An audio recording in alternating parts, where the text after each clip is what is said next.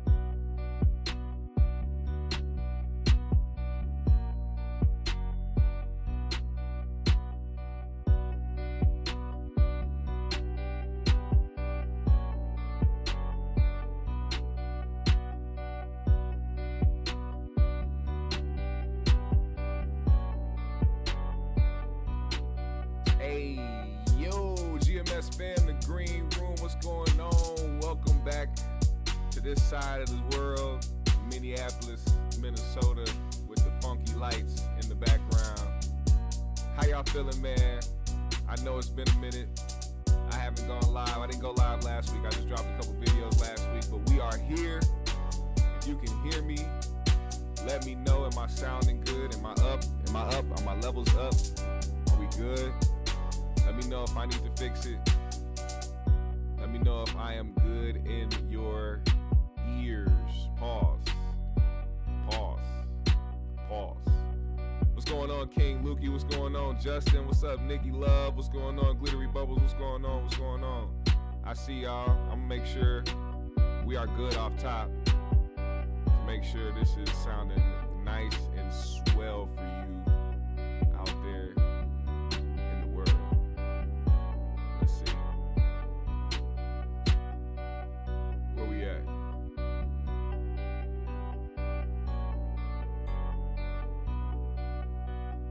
Ooh. I see you. Turn the levels up. Okay, I got you.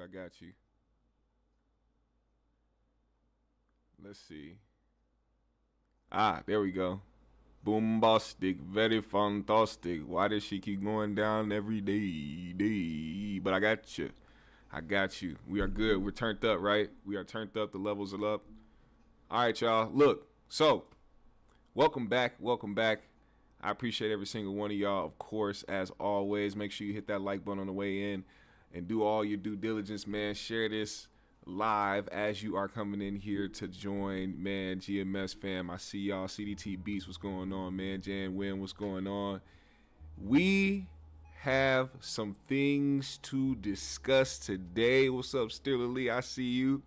Justin in the building, finally catching a live. I see you, brother. Thank you for pulling up, man. Make sure y'all share it, man. Text it to your people. Say, hey, man, GMS is live. You know, they like to keep us in the shadow realm. They don't like to keep us in the forefront. So it's up to y'all out there to make sure that they continue to pull up. Now, over the past few weeks, man, we have been seeing some turmoil happening in between Corey Holcomb and Comedy Hype CEO John Abba. Now, it's crazy now that we get to see who this person is behind the voice that, you know, kind of started this whole thing. You know, before he was just a voice on Comedy Hype. and we didn't get to see his face. We didn't really know who he was, and that's kind of how it started. If you guys remember, when everything kind of happened initially, Corey's main thing was, oh, we don't see him, we don't know who he is, but his voice sounded moist. So because his voice sounded moist, that's gonna be the term of the day. Voice sounded moist. You know, if he sees this, if John comes across this video, that's probably what it was. You know, so and some people can't help it. You know, some people can't help their voices. I know some people that sound a little feminine, and you know they date women. They're straight. They, you know, I know some of y'all might know some people like that too.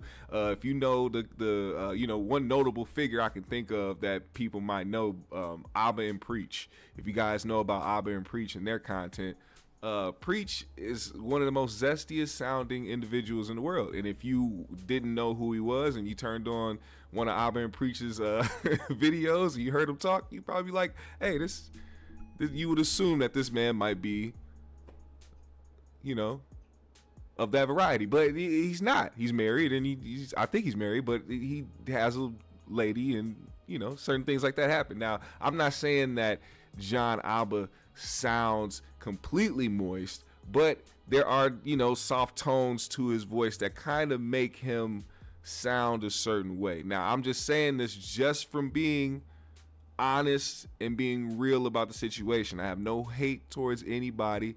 I'm not being discriminatory. You know, we have to say things like that on this side of town because people like to assume, but I'm just keeping it real. You know, there's nowadays when you hear certain things, you hear people talk a certain way and they have a little twang to their voice. You know, you safe to assume certain things, but you don't want to just go in on somebody just because. And that's what Corey did in this case, because he felt that he was being attacked while people were reporting on certain things that were happening.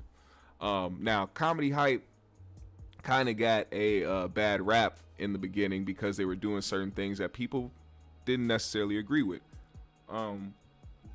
Honestly, if you're new to the game and you're starting to do certain things, you're kind of just figuring it out. And even though it doesn't exempt you from scrutiny or getting criticism, because the criticism is warranted. You know, you had whose ex-wife was up there? It was Earthquake's ex-wife was up there, and you know, that to a lot of people was messy. Like, why would you have her up there but you don't have Earthquake up there? And it was like the excuses that they were using, I don't think justified, you know, having that happen. I think that was a total clout chase move, and it happens. You know, so anybody in this space does something where they feel like, you know, they could be doing it off of, you know, trying to do journalism or doing this and that, but really it just comes off a certain way to the public once you see the reaction. And even though that probably wasn't your intent, what it came off to be was what it was. You know what I'm saying? Of course, Earthquake didn't appreciate that, and you know, they set the record straight. But since then, there's been tension between them and Corey Holcomb. Now, the thing about it is, Corey doesn't understand that he's a very popular figure amongst this space in YouTube and the podcast world, and he still doesn't, or maybe he does understand. Maybe he does use this to continue to, you know, push forward his platform. But if he doesn't know, he needs to understand that he is somebody who is very popular amongst this realm. So, like, people are going to talk about him. It's inevitable that people are going to talk about him. A lot of people pick up the things that Corey says and they report on it. Comedy Hype being a big platform, they do that a lot. And I think the thing about it is, you can say you don't like how people report on things, or you can say that you don't like how people say certain things or the type of narrative or the news that they push.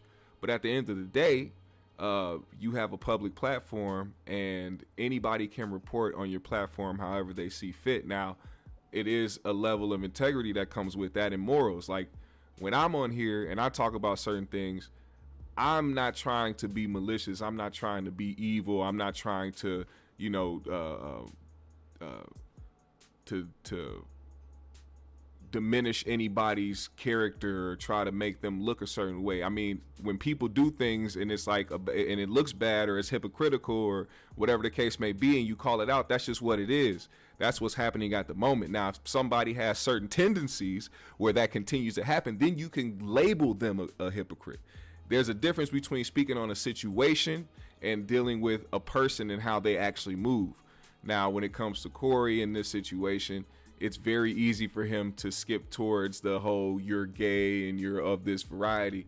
But I honestly want to know why it matters so much to him in today's climate. Like, why would that matter? And why would that make somebody not be able to report the news? I think that is one of the wildest narratives to have a lot of brainless followers, because there's quite a few of them over there, you know, and I'm not saying it's all of them. I know there's gonna be some niggas that's mad, like, oh, you trying to diss the 5150 chat room goon. No, y'all know there's a lot of stupid niggas over there that can't think for themselves, so they have to live vicariously through Corey, and whatever Corey says, they live by law. And that's just what it is when you build a cult fan base. I'm not mad at that. The thing about that is, though, when you start to push narratives, people start to go with it. So when he can say things or be so fixated in saying, well, if I feel like you do this, or you feel like if you've been that's what he said. If you've been penetrated by a man, you cannot report the news, or you're only going to do it from a place of not having logic and only emotion. But then you have to ask yourself, I mean, Corey, you are very emotional at a lot of times on your podcast, which has kind of landed you in certain positions where people talk about you in certain ways, because you do speak out of emotion. Now, regardless if you put logic behind it, it's a lot of the reasons why you do end up in a lot of the different beefs that you get into with a lot of people, and then somehow you feel like you're the victim, or that you're somebody that is being attacked because you're going out of your way to give your opinion publicly in the way that you're doing it, and you're getting the certain backlash. Now, in this situation, I do feel like it's unfair to not address things thoroughly, especially being a seasoned comedian. You got to understand, if you go through it, like he kind of went over it, skipped over it. Oh, how many shows have I done? I've probably done over 1,000 shows in the last 5 years. If one of them was bad, then what does that tell you? Okay, that's cool, but like, speak to some of the things that's been happening. It's not just that one instance. Ever since that has happened, there's been multiple reports coming out from different people at these shows following that incident a few weeks back, saying that people have consistently been walking out of his show. Now, what did I say the last time we went live talking about this? I said this. I said, if this becomes some type of trend, then we have to really have a conversation. I said that. But also, you can't count out the fact that when people see something happen on the internet, they also follow suit as well. So now we got to try to decipher whether or not this is people who truly don't mess with his comedy and are leaving the show because he's not killing it the way that he says he be killing it on stage, or is this because people started noticing on the internet people walking out of his show? And you got to understand, TikTok is still powerful. However you want to look at it. That's why I don't have the app. I don't have the app. I haven't had the app for like a year. I don't go on there. I don't scroll. I'm not a TikTok person. But I know that it still pushes the needle when it comes to certain narratives and certain videos being pushed. It's crazy to me to hear that videos are circulating or being brought to the surface from TikTok. Like, not from Facebook or Twitter or Instagram or YouTube. TikTok. So you go to TikTok and you start finding videos of people walking out of Corey's set, and now it's not just that Virginia show, but it's XYZ. Hold on, there was. Let me see if I can find some of the comments.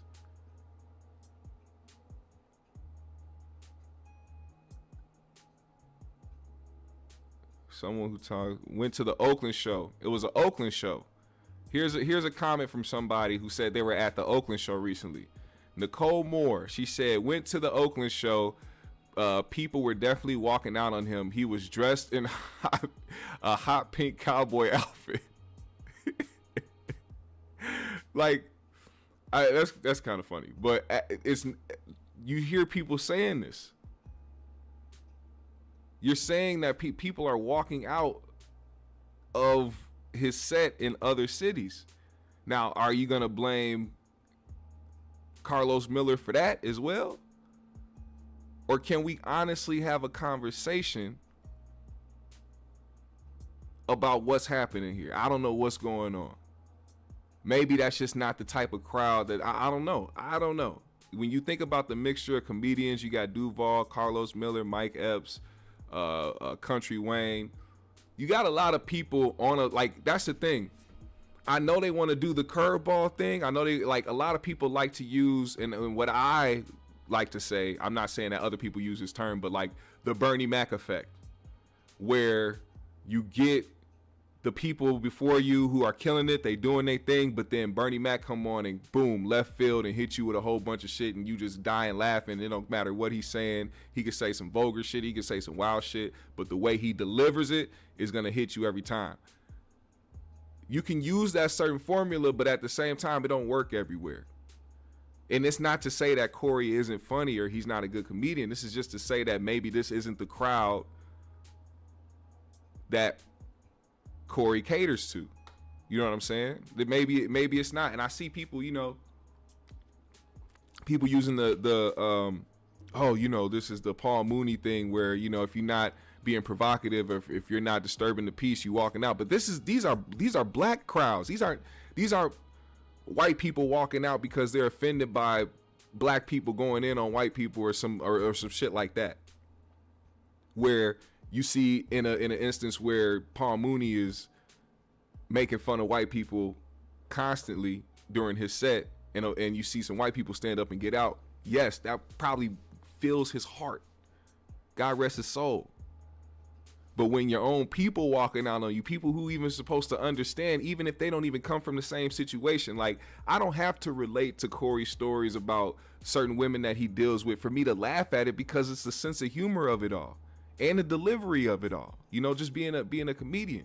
If you don't have your own people relating to you or even having the respect enough to even be there to even see if you can kill it on stage, it's just to me it looks different. It looks crazy. Maybe it's not the crowd for him. Before we get into this video first, because I want to make sure that I get it right. Matter of fact, we don't need to recap last week or the week before.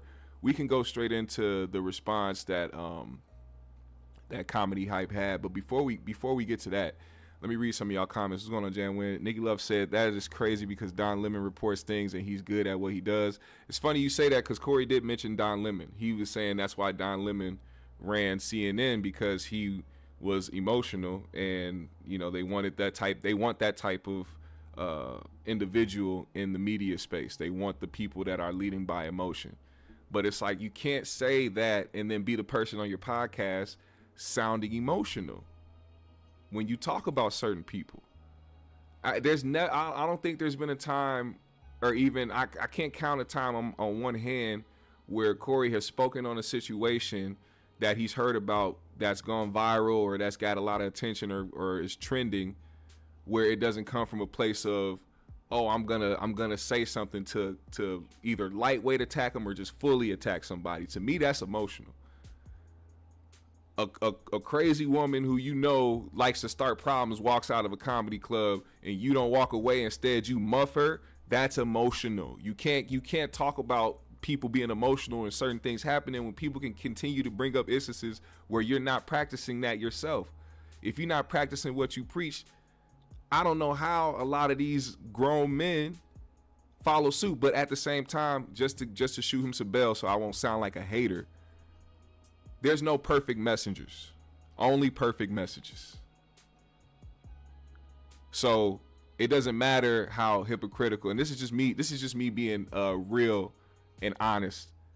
It doesn't matter how emotional Corey may sound or how hypocritical or contradicting or maybe even downright evil sometimes, if you want to go that route.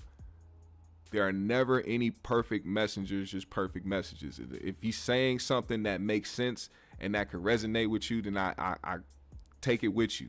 You don't have to apply it to him. You don't have to apply it to anything, but apply it to the situation and utilize it.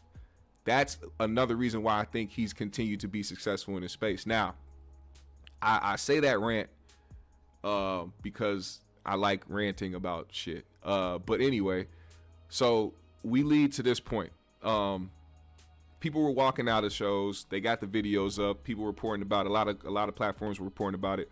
Corey took the time to really kind of lay in on Comedy Hype and John Abba because of their reporting of it. He allegedly sent out what I believe to be a cease and desist or a letter of termination, telling them to take down the video because of the stand-up footage being used, where, you know, this is a comedy show where people aren't supposed to use their phones. So the footage that was used is technically, I guess, illegal. But if somebody, I don't think it applies to the people reporting on it. I think the person who actually took the video is the one that should face repercussions. At this point, now it's public. Regardless if it's illegal footage or not, I think you got to understand, when somebody releases revenge corn, you heard that with the C, YouTube corn, which y'all know what I'm saying. Somebody releases that to the public, they're getting arrested. It's not the people that saw it on the internet and reported about it. The person that posted it is going to be arrested. Also, there is a fair use clause that YouTube abides by, and if you are using these under the guise of fair use, then you're good, you know, which is what I'm about to do. But usually these people try to come for you and try to tag you because you're a smaller channel and you don't have a lot of notoriety or even have any connections into the YouTube space to back that up or to try to, you know, eliminate that. So hopefully they understand as well, because there'd be a lot of channels that be doing the same shit but got connections in YouTube or got more subscribers and got more pull to you know, strike people's channels who are literally reacting the same way. So anyway, Corey didn't like the way that this was presented. He wanted it taken down. They didn't take it down. Instead, they responded. And after their response, that's when Corey went on his platform to call them homosexual hype. Now, I think that it's an easy cop-out to sit there and lean in on the homosexual hype bullshit. And, you know, a lot of the people that follow you and the people that watch you and that are active in the chat care about certain things like that. So they can make jokes out of things like that and be like, oh yeah, so that's the reason why they hate Corey, is because they're gay and Corey doesn't like gay people. So he's gonna continue to push this gay agenda thing on Comedy Hype and then try to, you know, continue on. And I think this is the part that, you know what? We'll get to that in a second. Let's play this video, man. Let's get to their response on Corey. Listen to this, man. Some dude, it's a gossip page. It's called Homosexual Hype. The beef with Corey, it kind of came out of nowhere. It's one of those things where, you know, you're just doing your job, is what I've always felt that we were doing, to the point where you look up and you're beefing with this veteran in entertainment. And how it started was, you know, Corey has been doing this for a while, where he'll go, call people gay, say names, diss them, whatever. And not a lot of people, to his credit, were smart enough to kind of build their own platforms, to be honest with you. And a lot of times he was getting these things off, and there was really no way for these comedians and other entertainers to respond. So as we came up documenting black comedy in particular, we also started intersecting different people that had their own opinion about Corey and things that he said about them. So we became a platform where people were able to respond to Corey back. And because he has like a viralness about him on YouTube, a lot of those times when they would respond, it worked out really well. So we started kind of like looking for those different opportunities to, you know, get people to give a response. That's the business of what we do. Now, of course, by default, it looked like we were kind of guilty by association. So these people that he were calling gay and saying names about them, we ultimately looked like we were in support of them. But really, it was like more of a business aspect that came from it instead, you know? Good. Corey, okay. Homosexual hype. Let me ask you a question. Have you ever been penetrated by a man? That's what we really need to know. Because this isn't our first beef, I kind of knew, but I ultimately was, you know, like, prepared. And that's real slander. That's real defamation. You know what he's doing, and I don't have it in my like energy to be like, let me go get some lawyers and all that. That's not how I get down personally. I understand the game of entertainment. I understand he's saying stuff to get his fans excited, and that's just part of the game. And it's unfortunate because it's like he's gonna have to stay. That's his career. This is his career. He's gonna have to do this. He can't do nothing past what he's doing now. If anything, like I'm the little guy coming up with no name and building a network. This journey started in 2000.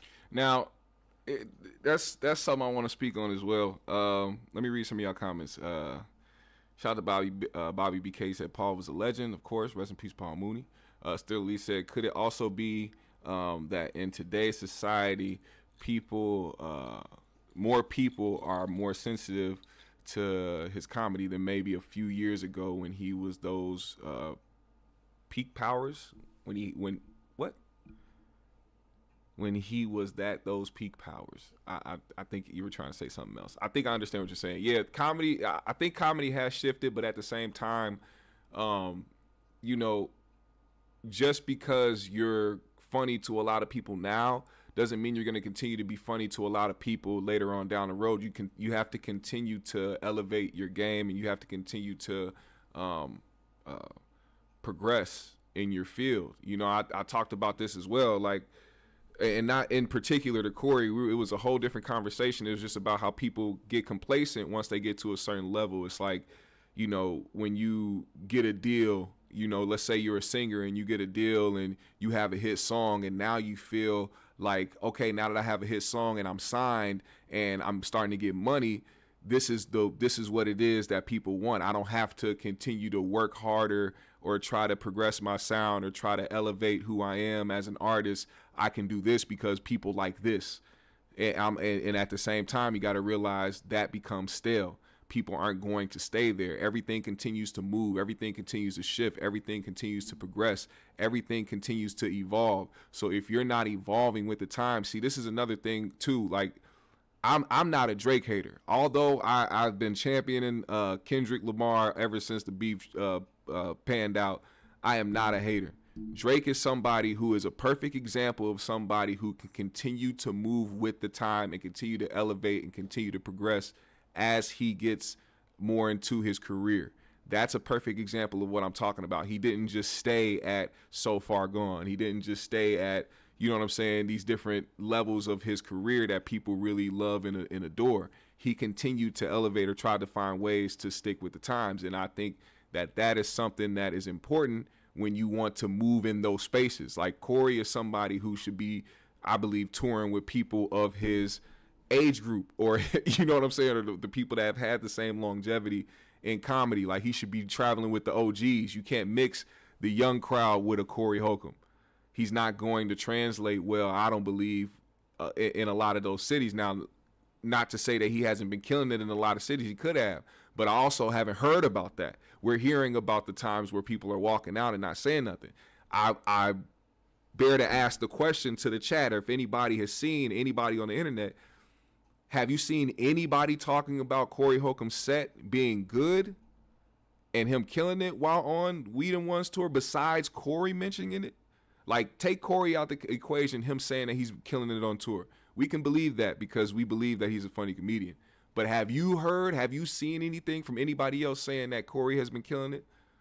Don't use the responses of people that are trying to respond to people walking out. Like, have you just seen it, like, pop up, or has there been any clips or anything like that? I haven't seen it. And maybe it hasn't hit my algorithms. I don't know. But I think that it just probably isn't translating well because of the type of crowd. It doesn't mean that Corey's not funny or that his jokes don't work. It just probably isn't his crowd. We're going to continue this video in a second. I Don't Play Games said Hype started it. He kept bringing on comedians that were talking shit about Corey, but didn't give Corey the same grace, like having him go on and defend himself. Well, I mean, here's the thing. Corey has a platform. So regardless if he's going on that platform or not, I believe, especially at the time, Corey has a bigger platform. So anybody going on Comedy Hype to say anything foul about Corey has a bigger platform to go on, like he does now, to go on his show and respond to them. He doesn't necessarily need to go to Comedy Hype. And we don't know if they've reached out to him or not before. All I know is that when you have these things happen and people are going out of their way to talk about somebody, I mean, the people doing the interview, you can't just, oh, I'm going to block this out because of what, Corey Holcomb might think. Like, they're not here to reserve your feelings from people that are speaking their own truth about you.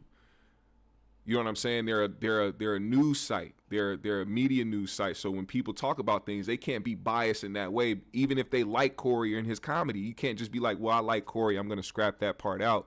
No. If you're a media site, if you allow somebody to come on there and say something about any other comedian, but try to stop people from saying something about Corey, to me, that don't look right. So you can't control what people say. You can control what you edit and what you put out there. But at the same time, if you call yourself a news platform and you report things and you call yourself a journalist, you have to, I would appreciate people putting out the full story. I don't like edited interviews or edited clips or videos that, edit out certain things that people say, especially when people feel like they got the nuts to say something about somebody on a platform and then later on be like, hey man, can you scrap that out? Because they nervous. They didn't mean that. They were just trying to look a certain way in front of the people they was having an interview with, but they didn't really want that smoke. I heard about that happening with Mr. Beast when he interviewed with Andrew Schultz on Flagrant. He tried to call Andrew later on and say, hey man, can you really take this part out? And Andrew was like, no, I wouldn't even want to put out the interview. Why would you be up here saying something that you didn't have no business saying or was going to be afraid to say or put out there if you didn't want to say it? So I just think that as a news platform, report everything. You got to report everything. I Don't Play Games said Corey talked him out when he got, or Corey called him out when he got into with Pierre Hype, been doing the shit for years. And Pierre's his own man as well, man. I don't think Pierre's there anymore, actually. Zane Vicious said that championing Kendrick literally makes you a Drake hater. How? It was a beef, man. Kendrick won, man. Get over it. Blackward, whatever, I don't know how to design print. There is a pattern happening. A lot of black immigrants set up negative gossip sites and channels like World Star, Shade Room, Gossip, where they focus on native black American negative culture. You know what? We can speak on that in a later time. I do agree. I don't know if there's like some operation happening, but I do know that like certain platforms are, reporting on black American culture, and you can hear it in a voice. They not from America. They from some island somewhere, from a different, space out in a different country or some shit. And then they don't hire on people of the culture. They hire more people like them who sound like them into the fold to report on the news, and they be sounding corny as hell. It's like a bunch of academics clones, basically. It's kind of crazy. Anyway, let's get back to this, man. Let's get back to this, and I'll get back to you guys' comments in a second, man. Hit that like button while you are in here. We're finishing up this Comedy Hype video, them calling out Corey Holcomb. It says, Corey Holcomb goes off for being caught lying about crowds walking out of his show. I had an idea of what can I do as an entrepreneur that can set myself apart of everybody else, especially with digital. This is when YouTube, or more so the internet, was becoming really fresh and becoming a tool at our fingertips. And I had this idea of building this black comedy space. We just kind of kept going. Officially 2015 though, we ended up changing our name because we originally were The Laughing Barrel. In 2015, we really became officially Comedy Hype on paper. So this process has been well over 10 plus years. The motivation was I'm an advocate for black people. That's my passion. I'm a black man, so therefore I feel obligated to be kind of a protector, a warrior, a champion for our folks. I want other young men to be able to see what I've done with this platform and not feel like Because there's a whole taboo thing. They feel like, oh, you got to be gay to make it. The worst thing you can kind of sometimes tell a man is to go at their sexual orientation, right? Or to kind of question it. That's like one of the easiest things. Let's go back to playground days, high school days, elementary days. We would say, oh, that nigga gay. That's what you do to chop someone down. So I knew he was gonna probably take it there. And in my mind, I'm like, okay, he take it there. I've already dealt with that. The first time he did it would probably be the most that I felt. There was more emotion the first time. And that's because I wasn't prepared for somebody to get on a platform and say those things about me. But not only that, I wasn't as visible back then. I used to be really behind the scenes, so. Now, this is interesting to me because the thing about this whole instance where Corey is attacking him for his sexuality or assuming what his sexuality is the same exact reason why Corey is trying to serve papers to Tasha K. And this is why people call him a hypocrite. Because you can't get mad at somebody like Tasha K for saying you like your booty played with because she talked to your wife and she said your wife said that shit. And now you trying to serve her with papers because you don't want nobody playing with your manhood. But then turn around and sit up here and ask, hey, we need you to answer the question, have you ever been penetrated by a man? You can't do that.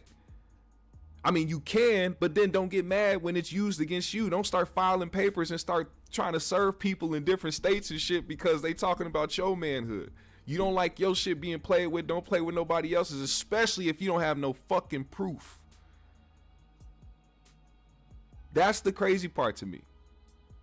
And then people hear me say that shit and be like, oh, he's a hater. No, man, like this is common sense, man. This is like, this is this is in the forefront of using logic and common sense. When you talk about people not being able to use logic because of whatever their sexual orientation is or whatever they do in the bedroom,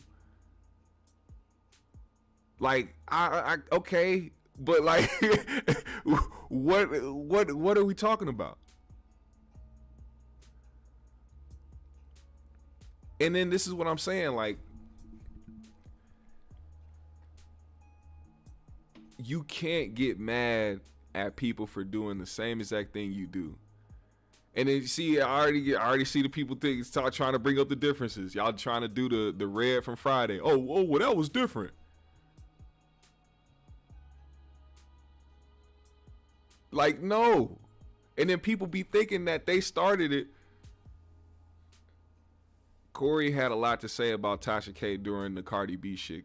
Tasha K she's never brought up Corey before that instance.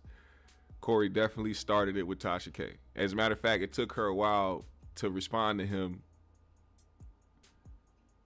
Like, he was saying a lot about her before she even responded.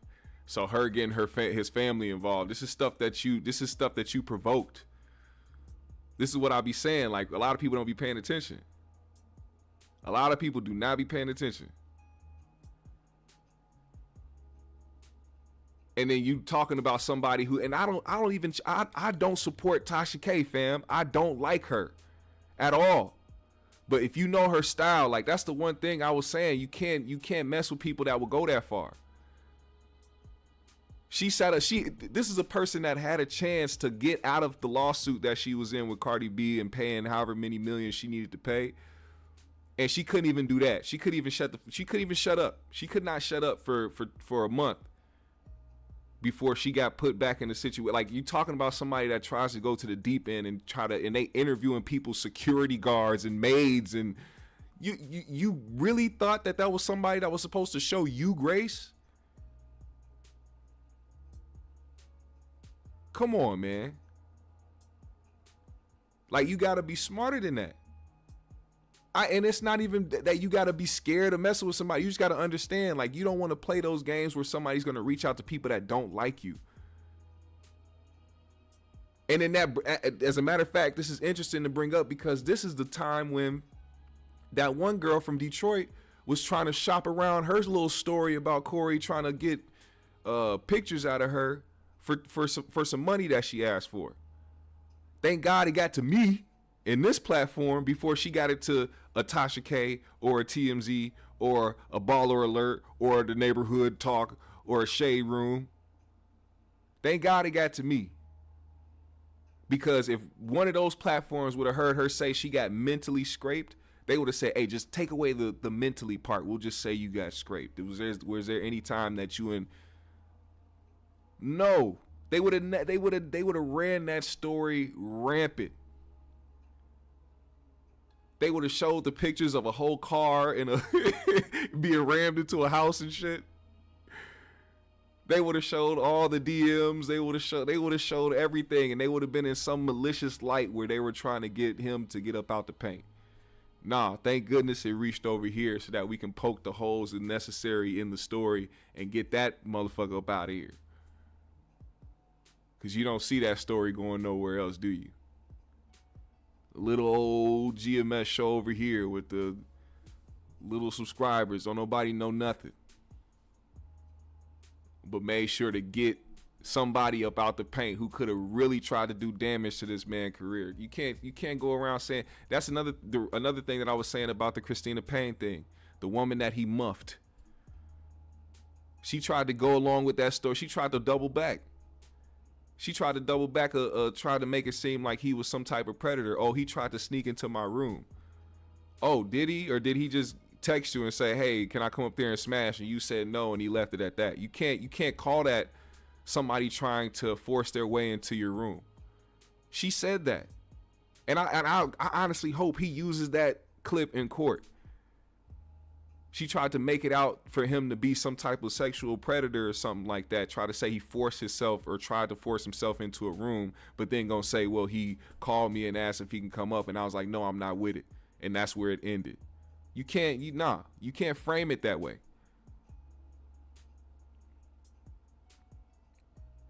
Now, this is just something that I find interesting because I think them actually taking the chance to actually clap back is something that should be respected in the fact that you're not just gonna bow down to a narrative. If that man ain't gay, he's not gonna have that narrative out there about him because Corey Holcomb with a big platform is pushing the narrative. Something that Corey hates when people do to him, pushing the narrative about him. It's like you seeing someone like yelling to the world these things about you and you don't have no soapbox to kind of defend yourself because, again, I wasn't visible out there. So I allowed it to play out. And I think that kind of hurt us a little bit, to be honest, because people's perception becomes a reality. And when it comes to that particular topic, it can sometimes feel a little taboo in our community still. It's putting a label on me that is not true, and then ultimately it can affect my relationship with my current supporter. Some percentages might say, nah, I know John, that's not how you get down. Another percentage never met me, be like, I could see a little bit on him. Another percentage be like, nah, that's just Corey being Corey. So you're gonna have that dynamic. The issue that I have with what Corey did was that he tried to make it feel like I'm living a lie or that I'm not being truthful and that I was a closeted gay man. My brand as a person is integrity and being thorough. If I was a gay man, I would own that shit and not give a fuck, to be blunt with you. Cause that was a little sassy, I ain't gonna lie. I don't have to live that way of like fear. I don't live in fear. So that's the thing about why I was more offended. Like, even if I got down like that, why would I feel like I need to hide it from you or anybody? Now, that was him responding to the gay allegations. Okay. Clearly what he's saying is that he's not gay, but he didn't say that he's not. He says that if he is, why would it matter? Or if he was gay, he would wear it proudly. So in other words, he's saying he's not, and he's trying to he doesn't like the narrative out there, or that he's closeted, or he's this and that. So he's saying he's not gay, but he's saying he's not gay without saying he's not gay. Now, people don't actually owe you them saying if you're gay or not, especially if you're not trying to get in them pants, Corey Holcomb. if you not trying to smash no gay men, you shouldn't be trying to force out of any gay man if they're gay or not. That's just my opinion. Now, if you're somebody that works in Hollywood and you know that Hollywood has a lot of gay hairstylists and clothing stylists and hairdressers, makeup people, then it should be expected that you're gonna probably get your hair and makeup done by a gay man or something like that. You're in Hollywood, it happens. But that was like one of his things that he was like trying to bring up that he got in trouble for, because he didn't want a gay man doing his makeup. And it's like, yo, you're putting on makeup. Like, get a woman in here to put the makeup on my face. Like, come on. You know what I'm saying? You still have to put on makeup regardless. Anyway, it just to me, I think some people go overboard, man. I don't think that if you're a secure straight man that you'll care about certain things. That's just my opinion, man. And it's funny because some guys will hear that and be like, you'll let a gay man put makeup on you? Bro, if I'm working and getting paid to be on a movie set, what am I gonna make my job? You gonna lose the job that I don't even need? Like, they can replace me easily just because I don't want somebody to put makeup on my face? This nigga's not touching on me and trying to flirt with me. This man is trying to apply some shit to my face. Pause. All right, you know what?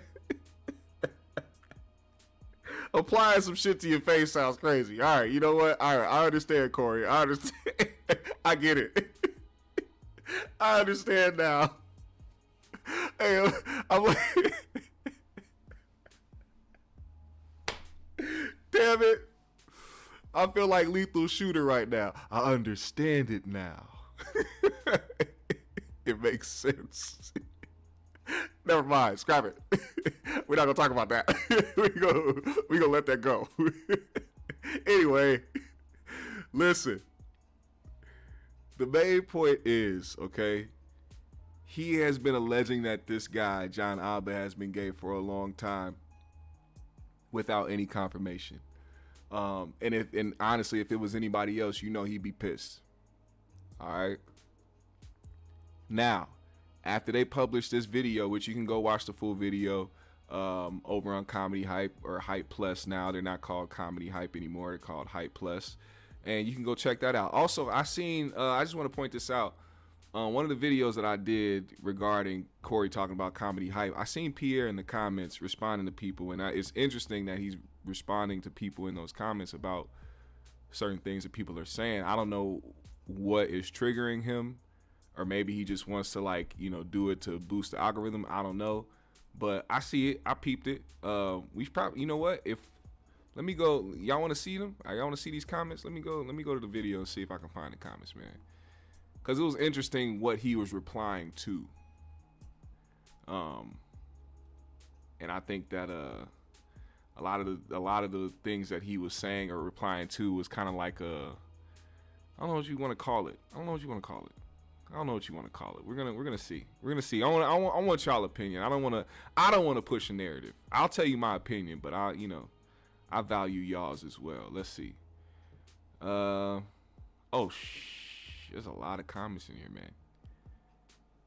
There's a lot of comments in here. I don't know if I'm gonna find it. I didn't know that there was this many comments. Holy moly. What are we doing? I don't know. Oh, there we go. Here we go. All right. So, LHG said comedy no hype fell off and became the Black TMZ Vlad TV. Comic Pierre, which is Pierre, he said they over 1.1 million subs. LHG commented back. He said, "What up, my boy? You know they frozen, but you still support them. That's why I feel you step back for a minute. And what happened to Symphony? Is she still on there? She made the show." Money Mar, who I see a lot in different comments, he says those subs were bought, bruh. It clearly reflects in their views. And Pierre said, "Is Corey's bot? You got it, man. Rush on him. It's okay." I don't know. There was another part where he was responding to people in the comments, but clearly he has undying support for Comedy Hype, and people have been thinking that he has gone to the other side. I don't know what that is, but whatever's happening with them, I wish them nothing but success. I have no hate for Pierre at all. I have no animosity. I don't go off of what other people's problems are with comedians. You know what I'm saying? Like when Corey had problems with, Ari Spears, or he had problems with,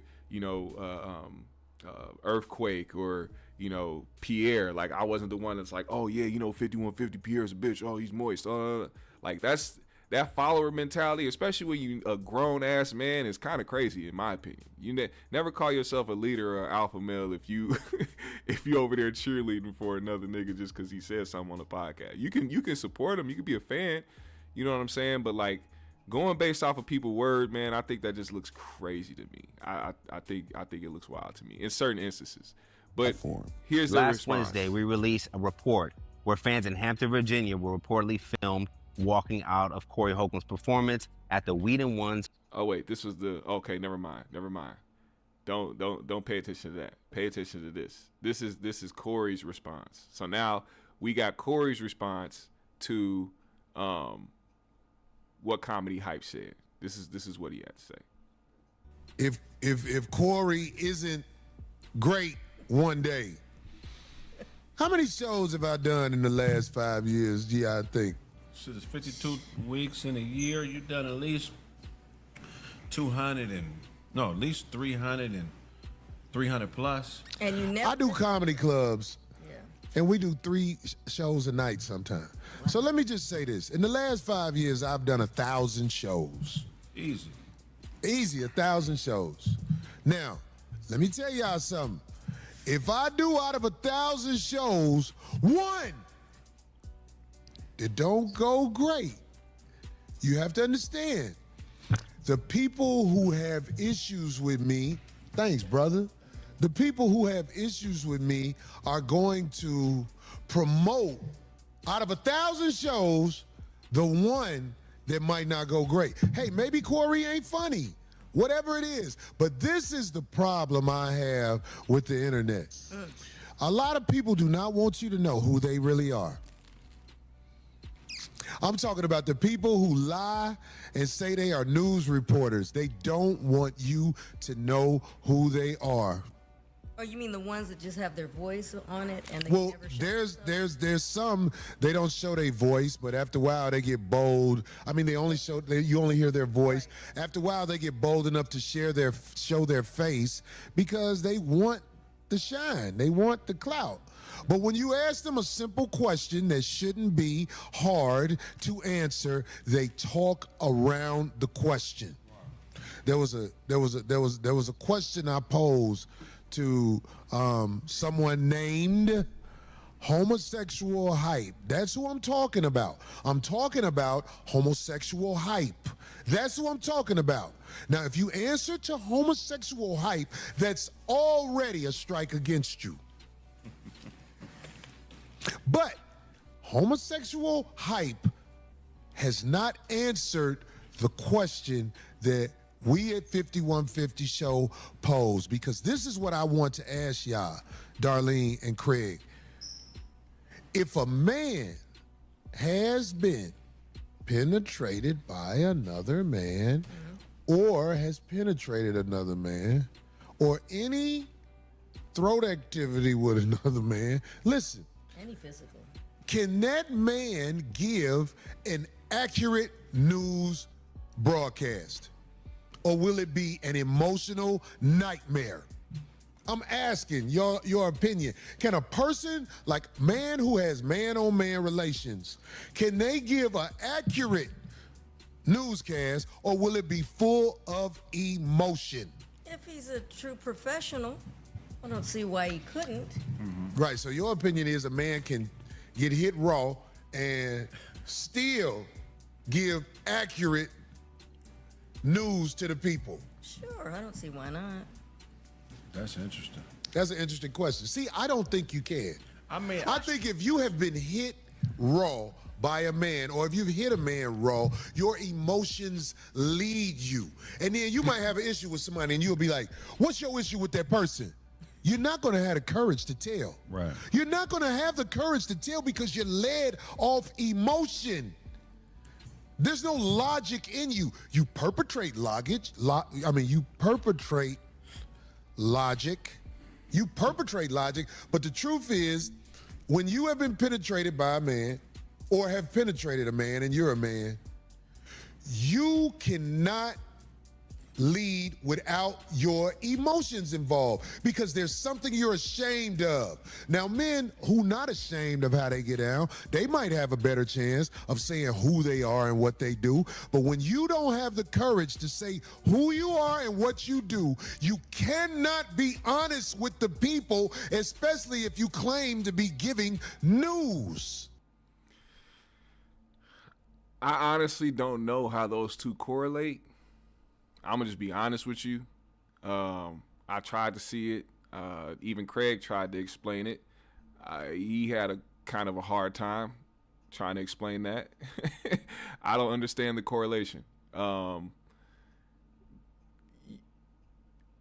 you just saying that closeted gay men do that, or like I don't understand I really don't. But what I really am interested more in is why he cares about that so much. What is it? Like, what happened to Corey that makes him feel this way, that he feels the need to want to know so badly how gay men get down in the bedroom? What is the point? What is he trying to prove? I mean, at some point, because that's another hypocritical thing to me. Like, you know, you push a narrative and you do it so much to the point where it starts to get at somebody and it starts to kind of, you know, come at their brand. It makes them feel like they have to defend themselves. But it's like the way he does it now, correct me if I'm wrong, but this is how I kind of see it. When he starts to push certain narratives like this, it's like he'll say one thing, be confident in that statement he made. He'll stand on that statement. Then something will change. Like when he first said something about Comedy Hype. Oh, he's hiding his face. He doesn't want you to see who he is. He's scared. They don't want you to know who he is. We'll find out your name, all this other stuff. But you just behind the camera, just talking. You scared. You know, these people are scared. They don't show their face. Then he shows his face. Then the narrative shifts from that to, oh, well, you know, eventually they'll show their face because they want some shine and they want to be able to be noticed and they want, you know, some popularity and all this other shit. But then they won't tell you who they are. They won't confess about who they are. They won't tell y'all what they do. I'm going to ask you a question. Have you been penetrated by a man? Let me know if you've been penetrated. Because if you have been penetrated by a man, then a nigga will come out and say, oh, well, no, I've never. I don't know why you would make those assumptions, why you push that narrative. You know, if I was, I wear it proudly. It's just crazy that blah, blah, blah, you know, this and that, and respond to it. And then to go from that to, you don't want people to know who you are. You lead by emotion. There's no logic. I think this was a very, very poor attempt at trying to get that brainless section of the 5150 chat room goons to just kind of follow along with the narrative, because they know that shit didn't make no sense, man. Even D was like, I mean, if I don't understand, like she didn't even understand what he was trying to say. Like Corey's problem a lot of the times when he's trying to respond or try to go on the attack on somebody is he doesn't really think logically, which is kind of ironic that he was speaking on logic. Because you don't like that specific person in general, you will generalize people in a way where it'll come back on you. So just like when he said, oh, you can't win a certain amount of Grammys or else you've been taken in the back door. Well, then the people that you're talking about, we just brought up Kendrick. Kendrick won 20 Grammys. Does that mean that he's been taking it up the ass? No, you won't say that because Kendrick put you in the video. And you got love for Kendrick. Or then you say people that have been in X amount of Hollywood movies, they backdoor. Okay, well, you'll never say that about Kevin Hart or Nick Cannon because those are people that have, quote unquote, tossed you licks. You'll generalize something that'll put people in this position to make them not want to mess with you. And then you wonder why people don't call you for certain things is because you start saying things that kind of make you put your foot in your mouth. You don't really know how to just completely direct your energy towards the individual at hand, you'll start going all over the place with it and generalizing it to everybody else, which I think ultimately puts him in a position where people don't want to reach out to him. And now he's gotten to the point where, as much as he doesn't want to beg, he said it enough for us to know, like, he wants somebody to throw him a shot in Hollywood. You want somebody to reach out to you, but you continue to get into it with people that, and not Comedy Hype, because I don't think they have any pull like that at all, but just in general. You know, you get into it with so many people. A lot of these people are already in positions to speak to the people that you need to get to. You know what I'm saying? And the way that Hollywood is set up, they're going to try to block you at every turn. We still ain't heard Tiffany Haddish say anything or respond to any of the stuff that Corey said about her, because I think at that point it's like, all right, I can fuck with you behind the scenes. Honestly. I think she has enough pull at this moment to stop him from getting certain opportunities if she wanted to, just because he went out publicly saying a bunch of things about her. And I don't think he ever thinks about things like that while you sit up here and ask for Hollywood acceptance. Then you have an instance here where he's going back and forth and doing the who's gay and this and that. Now some of his old like this Cam Newton episode. When did this Cam Newton interview come out? Was it the top of the year? Or was it sometime last year? When did this Cam Newton interview come out? Because now all of a sudden in today's 2025 of April, people are making this go viral of Corey talking about Will Smith liking men. And now you got things like this popping up that's going to make him look like, he hates gay people, which, I mean, at this point, you can safely say he does. There's no contemplating it or trying to have a debate about it. I'm pretty sure that he either hates gay people or he is gay, and he just doesn't want to come out because he's put himself in such a pickle, pun intended, that he can't come out because now he's already shown himself to be fully against it. You know what I'm saying? Only two things can be true. You either really hate the LGBTQ community or you are secretly a part of it. I've never seen another straight man in my life be this fixated on that group of people and not be a part of the actual community in some way, shape, or form. Because then you have to ask yourself how he knows things like this. Now, there are celebrities who have accepted the poly and non-monogamous relationships. Some we know, Will Smith and Jada, they've been open about they have an open relationship. But Will like guys. Huh? Will like guys. How you know? I live in LA. Does that make sense to you? No. I live in Los Angeles. There's a lot of opportunities I don't get because the guys don't want me to see them with their boyfriends. And I've suffered from that. It's like everybody know anyway. Everybody know anyway. So I'm saying, like, do you think me saying Will like guys, because I said it and I can't take it back. Yeah. Because I believe it. I know it for the most part. Okay. By me saying that, I hope it doesn't strike a nerve in anybody. But I'm saying I live in LA. Yeah. And there's a lifestyle that is kept quiet. A secret society. Yeah. And it's like people like me suffer from this lifestyle because of the shame that some guys have of how they like to move. And I don't think that however you move is something you should hold against me. Do you see the mental gymnastics in that? If there is some secret thing going on that you heard about behind closed doors, you bringing it to the forefront is the reason why they don't like you. Not because we're gay and that's just, we have to hold that against Corey.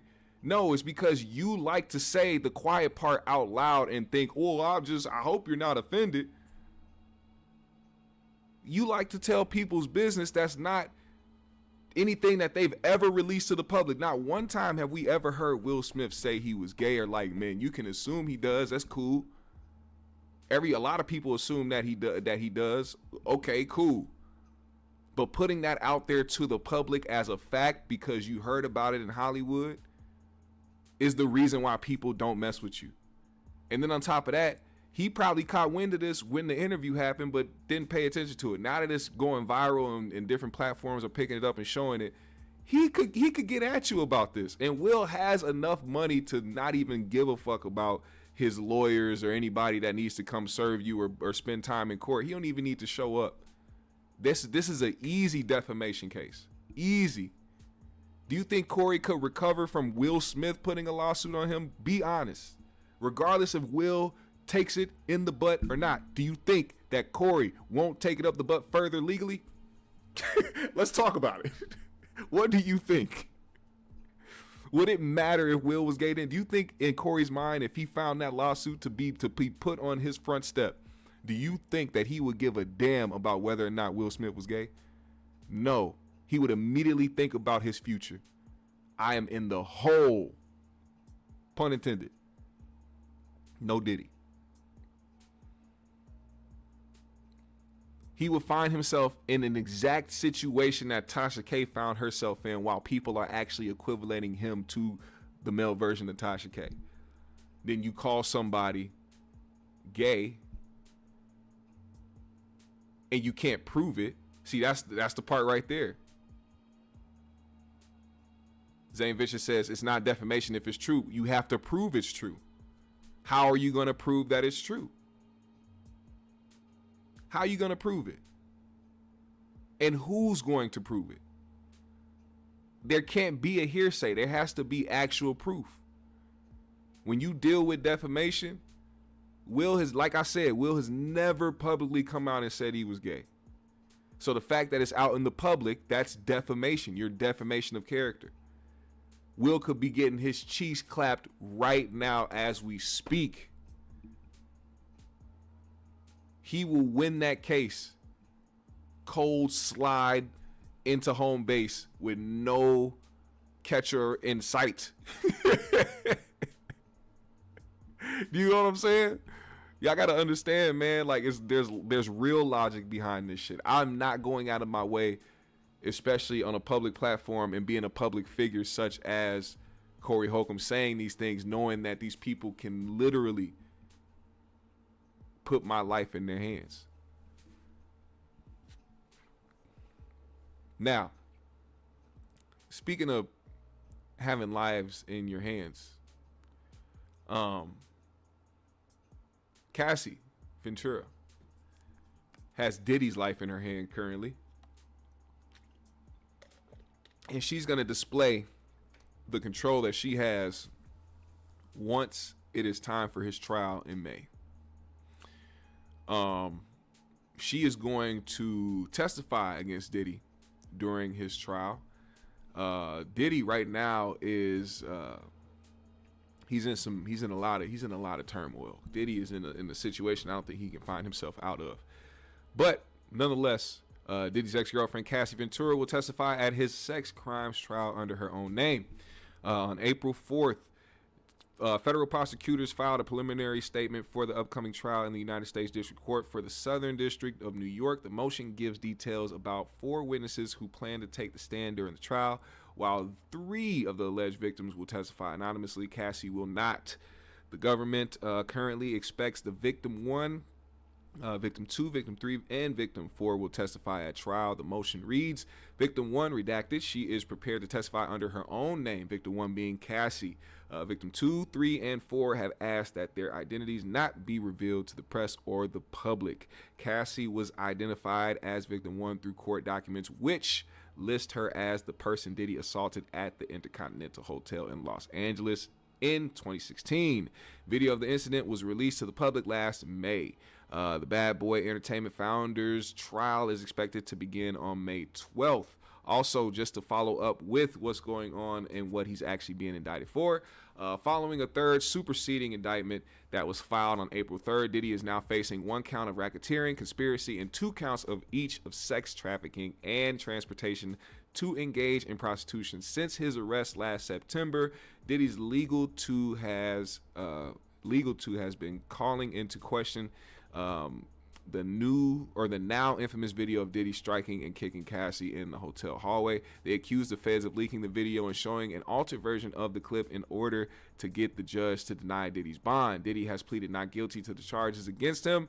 The Bad Boy Entertainment founders trial is expected to begin May 12th. Now, this is the thing. I remember when that news came out about the altered video of the incident. Now, I don't know what they could have altered. And I don't know how they expect this to be in their favor and get it dismissed. Now, I think the technicalities of it all is the reason why. It doesn't have to be that, earlier in the video, Cassie was seen kicking him and punching him and, doing all types of stuff to him that provoked him. It didn't necessarily have to be that. If the video was altered at all, if they took away timestamps of events that happened beforehand, they can't use it, regardless if it shows him, either defending himself or it's something that led up to it. If you alter the video in any way, if you edited the video at all and released it to the public, they can throw that video out. And if you throw that video out, it cannot be considered to the jury. Now, the problem with that, though, is that it doesn't matter if they can't use it or not. Everybody has seen that video. I don't think there'll be one person on that jury who hasn't seen that video. So it doesn't matter if it gets thrown out or not. I think they're still going to be able to, take that in consideration because the people on the jury have seen it. You can't vet nobody and be sure that they haven't seen that. The video came out last year. People have had an entire year to see that video. It's there. So yeah, it doesn't matter if it gets thrown out or not. It can be considered. It doesn't have to be on the table. Also, I think that it's important to point out that some charges have been dropped due to salaciousness and the fact that they won't be able to be proved, and people clearly are using this as a way to try to get a quick money grab, which I think is the most insensitive and most irresponsible thing you can do in a situation where there is possible real victims, people that could have been victim to actually being trafficked by Diddy, who have probably been abused by Diddy and brought themselves in a situation where they were assaulted in any way. For anybody to try to bring the situation where you were a willing participant, and now that you've seen that it's a trend for people to get some quick dollars off of Diddy, off of an accusation, and you try to use it to your advantage, you a piece of shit. And I think that anybody in those, like, there has to be, and this is not me taking up for Diddy at all. I think what's happening to Diddy is warranted because of the things that he did or possibly did. But I think that it's important for people to understand there needs to be a law surrounding fake allegations. If somebody makes allegations against you that are false or that are untrue in any type of way, shape, or form, there needs to be consequences for that. I think that would minimize things like this happening, because there were hundreds of lawsuits being filed against Diddy once he was very quick to cut that check. I knew that was going to happen. As soon as he closed out that lawsuit with Cassie, people started hearing the alleged numbers, 30 million, 60 million, 90 million, whatever. Once people started hearing that, they started going, okay, let's get up. Because if I was here at this point, I can say, I can prove it. Hey, I went to a Diddy party at this time and this happened. And you come up with some elaborate story that happened to you. There needs to be consequences behind that. There needs to be jail time threatened behind false accusations. You can't be able to put somebody's life in your hands like that knowing that it's false. There's people out here really trying to hustle the system in that way, and there needs to be consequences behind that. Point blank, period. Now, speaking of consequences, you know, I believe in the fact that you need to keep your hands to yourself. I believe that if you enter anybody's space in a threatening way, they have the opportunity to strike first, because now they feel like they need to defend themselves. They have no idea what you're going to do in that moment. You should never let anybody step into your bubble, get anywhere close to you to where you have to get harmed in any way, shape, or form. You know, you should never give it the chance. Never take the risk of somebody coming up close to you enough to where they can harm you, because you don't know what this person is going to do. We've seen several instances where people have walked up on somebody, hit them, and then that person pull out a gun and shoot them. You can't gauge what's worse in that instance because you walked up on somebody and hit them. Now, at that point, they have every single option in the world to retaliate. There's no rule of thumb in a street fight or in the real world.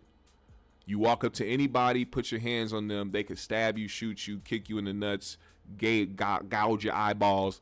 They can do whatever they want to at that moment. Keep your hands to yourself.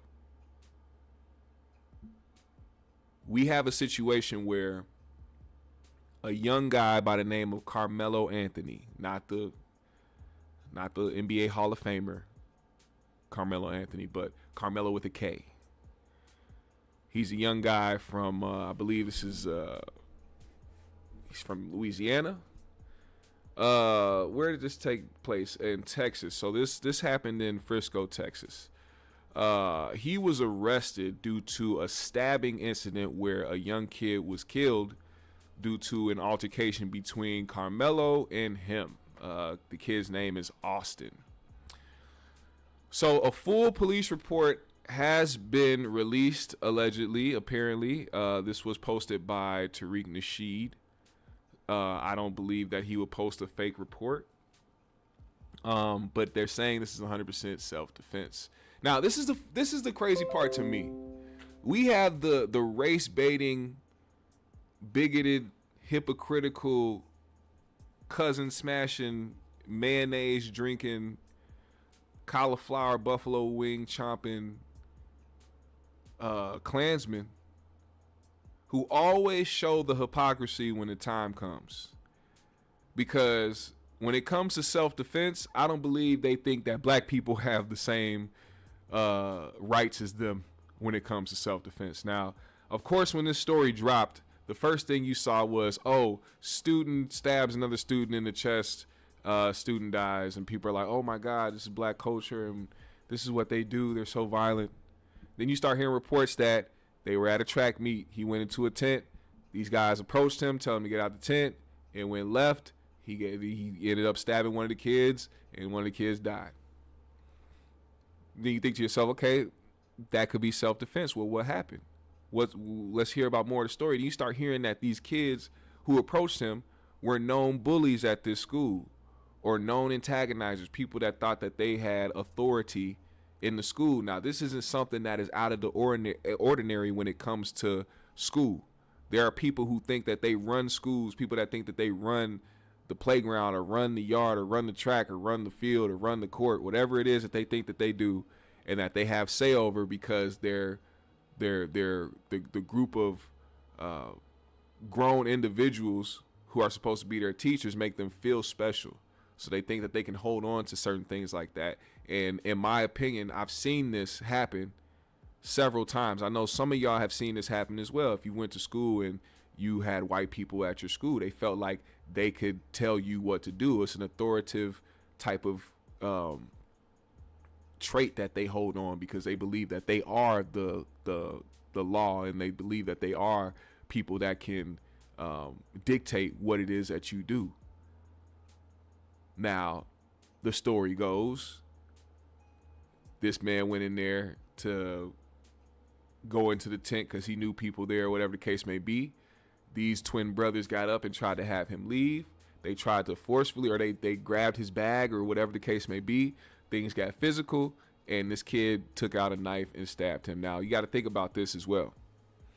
We're not talking about a kid who has a record, somebody who is in, has a police record of violence or, robbery, anything like that. This kid has no record. He has no history of being violent, no history of being somebody who has been in trouble with the police. He was at a track meet. He was somebody who was an athlete. And it's interesting that the type of pictures that people posted of him. This picture was circulating around the internet, but ironically, the three people in this video or in this picture weren't seen. It was just him. They cropped out the picture of him holding an airsoft gun, not a real gun, an airsoft gun. And they made sure to crop it right at that white shoulder because they didn't want people to see that he was standing right next to a Caucasian. What up, Jeff? To push that racist narrative that black people are violent, and look, he's holding a gun in a picture. Clearly, he's a violent kid. Now, here's the fucked up part about it, because we live in a society where all you have to do is push a narrative. The facts behind it don't matter. The facts, the paperwork, whatever, the confessions, the proof, none of that matters once you push a narrative far enough. Which is why people still walk around here saying that George Floyd died of fentanyl, like we didn't see it for ourselves. Do you get what I'm saying to you? A narrative can be pushed so far that people actually forget the reality of a situation. And I promise you, given a police report that is going to prove self-defense, it's not going to matter because the narrative is out there. Watch when you start seeing the politicians start using this instance as a way to demonize not just black people, but some type of culture. It already started to happen. Big, fat, sloppy, grease ball ass, cheese curd filled, pussy ass Jason Whitlock talking about disc culture being a direct result of this instance with Karmelo and this young kid, Austin, who lost his life. He thinks because disc culture in rap music is what led this kid to stab another kid. And you know what's funny about that? What's funny about Jason Whitlock doing that is because he's somebody who continuously tries to use stuff like that to please his white viewers and the white people that support him and keep him on TV so that he can push narratives that may not go over so well if it was a white person saying it, because they would truly want a white person saying it, but because he's black, it gives him the pass to demonize his own group of people, because how can you call him racist? He's black. He's just calling out what he sees and what he knows. So now he can push a narrative to not other black people, but white people who watch him and say, hey, what happened with Karmelo Anthony and Austin Metcalf was a direct response to disc culture and hip hop. And what's funny about it is we say the same thing about Whitlock all the time. He does this for white acceptance. And it's funny because now he finds himself on the other end, the opposite end of some beef with a white supremacist who clearly puts him in his place, because when you have to go on a certain side to try to get your rocks off, you try to go over to a alt-white side to try to get validation from white people, then you get checked by certain people and you start realizing, damn, they really don't like us. I thought I was accepted. That's what be going on with Jason Whitlock. He thinks he's accepted by that side because of the things that he says and what he pushes on his platform. But at the end of the day, they're going to continue to look at you as the hard R. You will forever, in their eyes, be the hard R. And you have somebody like Nick Fuentes call out Jason Whitlock And it was very interesting to me to see the response, and the way that you're going to hear this guy say or talk about Jason Whitlock is going to be very interesting. Very interesting. It's going to open your eyes to what people actually truly feel and think about black people in that space before. And it's funny because a lot of them jump ship or jump over on that side because they welcome it. They got open arms for you when you come over there, because your agenda for them is using your black face to push their white narratives. That's what that is. Using your black face to push white narratives. They're going to continue to welcome you in. Let me look this up. There we go. There we go. Listen to what this guy had. Listen to what this guy had to say about Jason Whitlock. This is Nick Fuentes. Nick Fuentes is an alt-right, alt-white, white supremacist cuck who's mad because the way that he looks has never got him a drop of pussy in his life. Not a stitch. You could tell the only time he ever busts a nut is in a fleshlight. It's the only reason why he does move the way that he moves. You got to understand, people don't get this convicted in hatred unless they don't get pussy. You know, a lot of guys don't understand, like, it's such a release, man. It's such a peaceful feeling when you just release with a woman. You just, oh man, just back shots, just giving her back shots, turning around, in it from the side. She said, hold up, let me put, oh my God, it's just something about the whole process, nigga. You love it all. It be hot. You be sweating. Your ball sack be empty. You be like, oh my God, I don't know if I can even give no more. My shit shriveled up into my stomach. What we gonna do about that?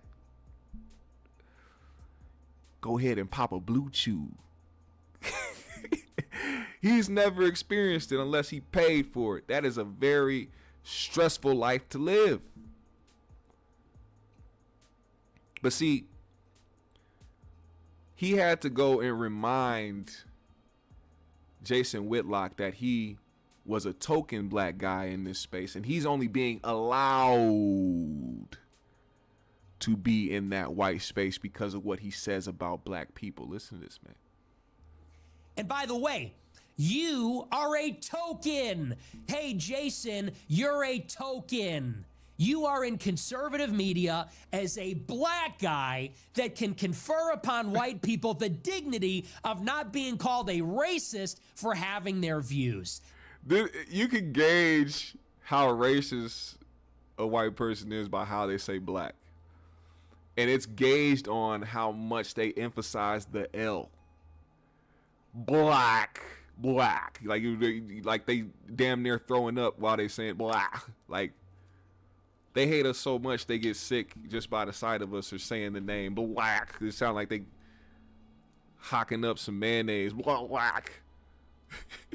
That's why you get paid. And that's why I don't. Because I didn't have the privilege of being born black. I was born white. So there's a limit on what I can say. There's a limit on what I can say without being penalized in the so-called free marketplace of ideas. And everybody knows it. Everybody knows it. Everybody knows. And everybody's sick of it. Especially in the conservative space, that blacks have had it easy. It is, and I don't doubt that he's a sincere person. I'm sure he's a sincere person. I'm sure he's genuine. But you are playing by a different set of rules, pal. You have training wheels on. You think you've earned it? Everything you have. Take a look around at your studio, your contract, your employees. If you said the stuff that you said as a white person, your ass would be fucking gone. And everybody knows that. You're on Blaze hosting E. Michael Jones talking about the Jews. It's a good fucking thing you're black, because if you weren't, you would have been fired like Elijah Schaffer. You would have been fired like every other white person. Everybody knows that. Take a good look at everything around you, because you did not compete to get that. You got it because people feel sorry. People don't want to be called racist. They feel sorry. They need a black person to give them credibility. And if you can't see that, then you're just as ignorant as BLM. If you can't see that, if you can't be honest with yourself about that, you're just as ignorant as the marchers. As a matter of fact, you are as ignorant as the marchers. Just another ignorant crybaby. And you know what? I have no hatred. I really don't. I'm a little bit frustrated with the fact that people are going to challenge my credibility based on what I say, knowing what I've sacrificed, what has happened to me, what has happened to my family. Shut the fuck up. Nobody cares what happened to your family. See, that's another thing these delusional weirdos who get on the internet and spew out this public hate shit don't realize. You put a target on your own back and then sit up there and try to play victim like, what has happened to me and my family's people coming to my door and trying to assault me? Why don't people understand, bro? You don't just live in the internet sphere. When you turn that camera and that microphone off and you take that little punk ass suit off and you put on your Dockers and your fucking puka shell necklace and your fucking open shirt button up and walk outside, people know who you are. A lot of these people, you don't understand, people are unhinged, fam. A lot of people ain't just gonna come up to you and say, oh, yeah, I love what you say. No. If you spew hate, this is the type of shit that I be talking about. The energy you give out, you give right back. That's why a lot of people that find themselves in constant turmoil in life, they be all dumbfounded like, oh, why is this happening to me? Oh, my family. Your family, you should think about that before you go out here saying certain things like this, because you're not doing anything for the greater good of humanity. You're not doing anything to try to help push forward any type of positivity or anything good for people. You're not putting no good messages out here. All you're doing is trying to breed white fear. You want white people to fear black people to the point where you breed people to be violent towards black people. That's why you see a lot of that shit on the internet right now. So many videos of black people fighting and people pushing the narrative, oh, black people are so violent and they do this and that. You know the main thing I see under those posts? Of course, it's the cowards. It's these punk ass dudes who will never bust a grape. But of course, the narrative put out there is what's gonna breed people to try to fight back at something that isn't real. When are we gonna fight back? That's what I see. I see a lot of people reply to those things. When are we gonna fight back? When are we gonna just knock their heads over and call it a day? When are we gonna? First of all, you're asking that question because you know you can't do that. You don't have enough courage. You don't have the nuts to walk up on a black person and do anything because guess what? You're too scared. We're so violent. If we're so violent, why would you want to approach a black person to try to do anything to him, knowing that you will get violently? Like, you know what I'm saying? They contradict themselves. If black people are so violent, why do y'all spend all day talking about them? It's only going to make them more violent and want to attack you, right? And it's funny because these people will say, oh, I'm trying to stop this. And, you know, this guy, Nick Fuentes, talking about, if I live somewhere, I don't want to live around black people because I'm afraid that something's going to happen to me and this is going to happen to me and my wife and my children. Bitch, you have a case on you right now for opening the door and macing a white woman who showed up at your house, not a black person. You stupid, goofy ass, delusional. That's another thing. It's a mental illness too, because these things will be happening to these guys. Like these white supremacist guys who be on the internet talking this shit. The people that approach them are left-leaning white individuals who be putting them on camera and be trying to do shit to them, throwing pies and cakes and shit at them and throwing eggs and shit and doing all this extra shit to them. You should be watching out for them. You had the Mesa white lady that came up to your door. Not a black person, but somehow you on the internet talking about how you don't want to live around black people. That's that weird racism shit that I have no patience for, because niggas be sounding stupid as fuck. And then you say all that only to breed the fact that this is going to only bring people to be violent towards you. But nonetheless, even though Nick Fuentes is a bitch, he let it be very, very clear and very known what Jason Whitlock's place is over there. Also, you want to know something interesting? A lot of the people that bring up black people being violent, they never talk about what they see personally, like in real life. They only talk about what they see on the internet. Oh, I see it every day. Clearly, you see it every day. You see it on the internet. You go outside and see that shit. This nigga, Nick Fuentes, talking about if I'm driving down the street in Chicago, I have to be worried about somebody putting an AK to my face. This never happened to him. Why would you be afraid of something that never fucking happened to you? Never happened to you.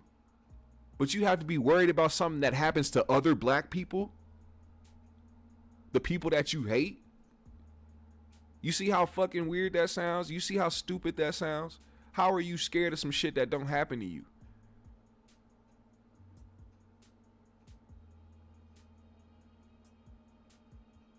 Imagine knowing how many mass shootings have happened in this country in the last 5 years, and you're telling me you're more scared to live next to a black person but feel more comfortable shopping at a grocery store or going to your local mall or having your children go to school with somebody that might potentially shoot that bitch up. You telling me you're more scared of black people? You're not scared of Chad over here in 8th grade who has a vendetta against every kid in the school because he's mad at life? No matter how much mass violence white people commit, they will never in their life, for one, take accountability, and for two, ever be scared of themselves. Funny how the narrative of black on black crime died recently. I don't hear that argument too much anymore because white people keep seeing other white people mass murdering white people in open public spaces. Because then now you'd have to start talking about white on white crime. That's a defense to that. Once there's a defense to something. See, like the new narrative that's about to die soon is black or black crime. Oh, look at the statistics of how many black people commit murders and scrapes and all this other shit. You want to know why that argument is about to die? Because people have the statistics of how many black people have been exonerated, how many black people have been convicted of crimes they did not commit, how many black people have been released from prison. See, once you start putting those statistics up next to the statistics that they already put out that clearly are accurate, then people start to look stupid. And it also starts to feed the narrative of how racist this country is and how much black people have been targeted in this country.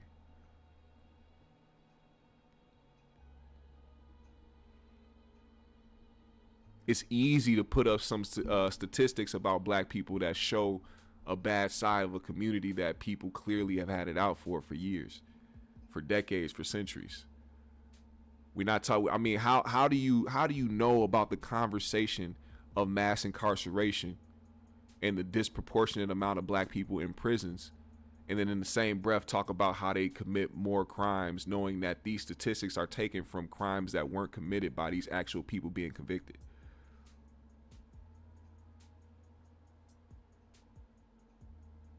I don't know, man.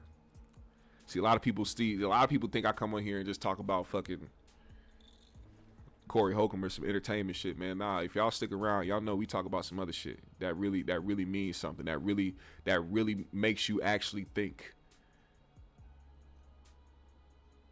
I want y'all to do that too. I want y'all to, and here's the thing. I'm glad I'm on this subject. Stop responding to clear bot account. If you on social media and you find yourself seeing some shit that triggers you, know that it triggered you because that's exactly what they wanted to happen. There are several social medias out here with this little blue check right here because Elon allows anybody to buy that blue check. And what they do is they are paying to antagonize people so that they can get paid. They know that the easiest routes to go is anti-black, anti-Jewish, anti-gay, LGBTQ, but the main one is anti-black because they know, oh, black people are so sensitive that they're going to respond regardless because they want to make a point. It doesn't matter if your point is valid or that there's logic behind it. These people don't care. They're rage baiters. They bait you. They're using rage to bait you. They want you to see the ignorance so that you can respond, so that it can accumulate followers and accumulate more other ignorant individuals to come and say some crazy shit to you, to antagonize you and get you to help them fatten their pockets on a app that is literally here to suppress free speech of a certain group of people and amplify the free speech of other people. Trust me. Elon participates in it himself, liking posts. That's another reason why. Now think about this. Twitter hid the likes. Twitter hid likes so that you can't see the shit that people like. And it's funny because ironically it happened after somebody caught Elon liking some type of post from a girl who does OnlyFans. So because he got caught liking some shit he wasn't supposed to be liking, then all of a sudden Twitter now hides likes. And it wasn't just because of that, it's because of the things that he does like. It's not just him leaning right when it comes to politics or supporting Trump, but he's racist. Elon is clearly a racist. And if we saw his likes right now, it'll prove that. I will take the biggest educated guess in the world.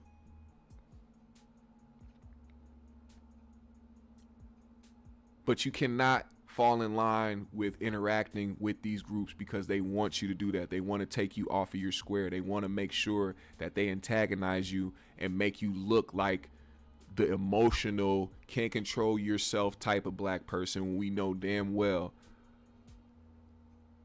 the violence and the people that hold this shit. It's funny, they used to say that black people play the victim. I ain't seen nothing but white people play the victim for the last I don't know how many years. Oh, black people can be racist too. Oh, you don't like us because we're white. Oh, they're attacking us because we're white. Oh, it ain't none of this shit actually happening. It be videos from like 8 years ago of black people fighting or a black person doing something to a white person. They be like, see what they're doing today because of George Floyd. I'm like, George Floyd didn't die 8 years ago, nigga. What are you? Y'all crazy. Y'all are out of y'all minds. Out of your minds, bro. I don't like to spend too much time on racist people, man. I think it's a waste of time. They have a mental illness. They know what they do. They know what they do. Now I have a couple things in my like section that I want to get to, and we're gonna get to that in a second. I wanna shout out some of y'all in the comments. Appreciate y'all in the live chat, man. I hope y'all been liking the video and sharing it with your peoples, man. I see y'all in here. Ken Berry said Whitlock needs to be made an example of. Got to teach the kids Coonan ain't survival. You are absolutely right. Tasha's talk says, has he blast Stephen A? Probably.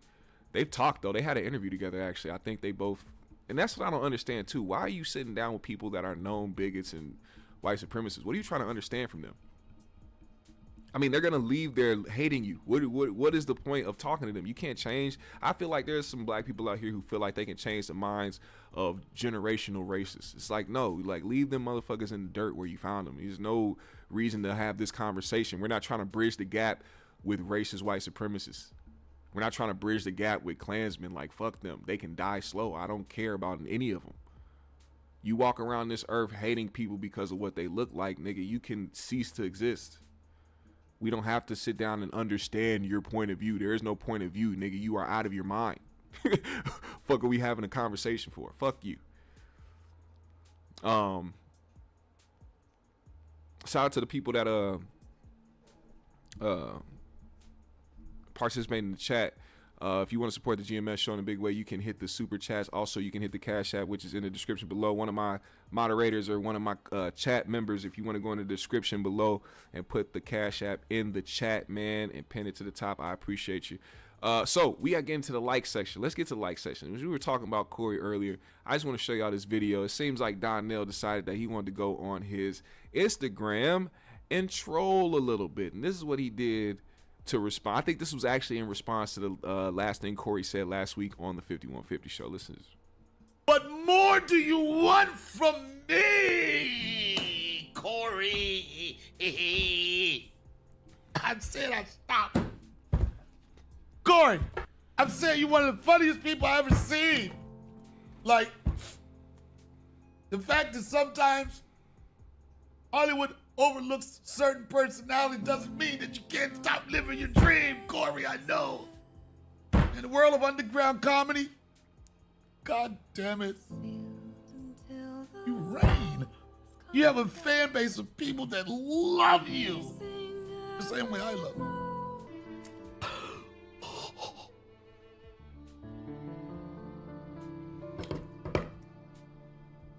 What is wrong with this guy? Why can't we all? Can I get a second? Times in our life, we all have pain.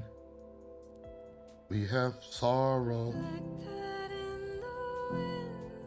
Lean on me when you're that strong. I'll be your friend. I'll help you carry on.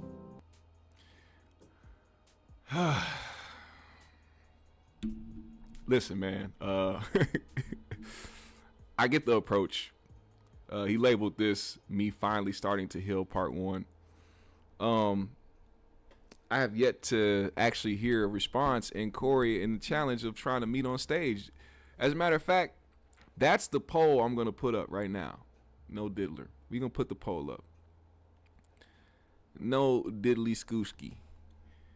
We're going to put the poll up. If there was a show, right? Let's say, and this will make so much money. If they did it in LA, let's say they had a show in LA, right? Had it at a forum or like some coliseum, not a coliseum, but a stadium, or not a stadium actually, no, that's too big. Theater. If they had it at a theater and we had a comedy showdown between Corey Holcomb and Donnell Rawlings, who do y'all think would win?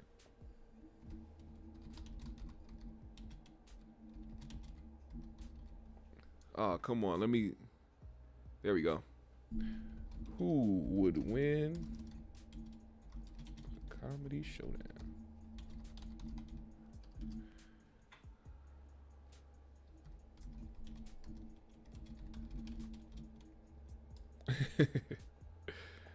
Oh, no, this is going to go. And don't get mad, Donnell. You the one that put it out there. I'm just putting the poll up. Don't be mad at us. We did not set this up. We didn't put it in the atmosphere, sir. You did. You said you wanted to battle Corey on the stage. You said it wasn't going to go the way people thought it was going to go. So, therefore, let's see, my good sir. Let's see. The people are speaking over here at the GMS show. You know, this doesn't count for everybody, but it counts for something because the people do matter. Those are going to be the people that actually matter in those stands or in those seats the day that it could happen. I think Corey would take that challenge. I think that if they found a theater somewhere in LA and they set up a comedy showdown between Corey Holcomb and Donnell Rawlings, oh, they pack it out and they make some good money. They don't have to actually beef. They could make. This is what I don't understand with people that don't have actual beef. Like, oh, it's on site, or oh, I'm gonna harm you, or it's F your family, or it's this and that.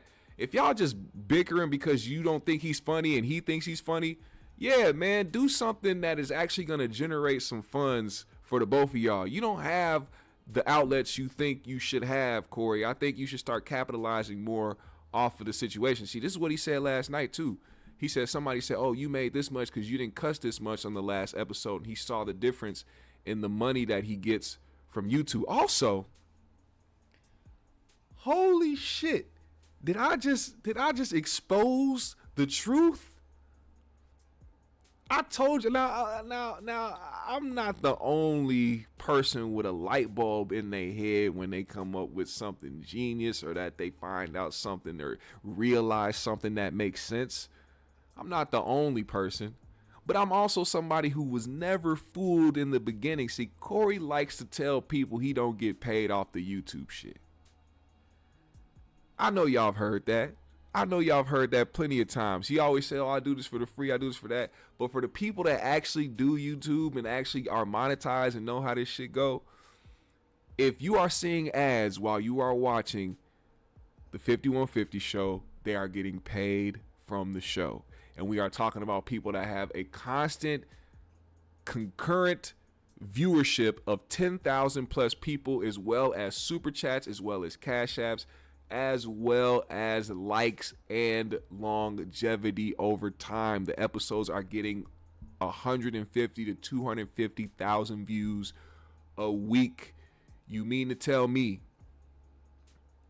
Because I've seen what it looks like to only have a couple thousand, 20,000 views, 50,000 views on a video. I've seen how much a video can make by just having that much views on a video. You mean to tell me somebody who consistently is doing getting them damn near 1 million views a month isn't touching a couple $1,000? Like, and then you got the dumb other, like, I'm not gonna call y'all dumb. I'm not gonna do that. I'm not a vicious person. There's just people that don't know about how YouTube works. So it's easy to believe that narrative. Oh, I don't be making nothing on here. I don't do that. I see it, fam. We see the super chats. We see the commercials. We see the memberships. Like, at its lowest, 5150 probably rakes in probably $4,000 to $5,000 a month, and then you split that down between people who work for you, like the people in the background, and then you probably break off some bread with Darlene and maybe Craig. You know what I'm saying? They probably get a couple $100 here and there. I don't think he's paying out thousands of dollars for his crew, but it's enough for them to sustain extra income living out there in LA. So let's say he pays Abe $1,000 a month or something like that. That's going towards Abe's rent, you know what I'm saying, or car note or some shit. Like, you know what I'm saying? Like, I believe that they're making decent amount of money over there at 5150. And then you add in merch as well. Like, don't forget the merch. Like, he always talks about how his merch is selling out. So it's like you be trying to fool people because he wants people to like really hold on to this image of him being this underground. Like, you're not an underground comic for 30 years, bro. You can't have 1 foot in the underground and 1 foot in the major and being like you know what I'm saying? It's the mental gymnastics of it all. But anyway, nonetheless, let's get to this. This is also in my like section. I want to highlight this. This is something that really bothered me because I knew that this was the case for a lot of people, and it's still the case for a lot of people because they feel like they have something to prove. Now, 6ix9ine is trying to find his way back out into the culture after he spent some time realizing that he was Mexican for the past couple years. And then he realized, oh, well, that's not going to be too lucrative because these Mexicans over here don't play. Like, if I actually was out here talking crazy to these guys, they don't get me fucked up. Like, they going to find me at a Planet Fitness and they going to do some damage to me. Also, I can't go out to these different countries because they will kidnap me and, slice my motherfucking dick off. So I have to go back to the side of a culture where people weren't actually doing things to me to try to succeed over here and pay off the debt after the feds came and seized a bunch of shit because I owe a lot of money because I didn't realize that this money ain't gonna last forever and my fame ain't gonna last forever and I ain't gonna be blasting out hits for the next 10 years because people get tired of the same old shit. He decided to interview with DJ Academics. He decided that he wanted to let it be known that it was because of him that Lil Durk got quote unquote tricked off the streets. You know what? Fuck 6ix9ine. I'm not gonna talk about 6ix9ine. Fuck 6ix9ine. What we will talk about is this guy here, Baka. Not nice. Baka, if you ever heard that name, it's probably been over the last year because you heard that he had a weird case and you were probably wondering why he was around. Baka decided to go on an interview with somebody. I don't know who it was. Sorry, I don't mean to be disrespectful.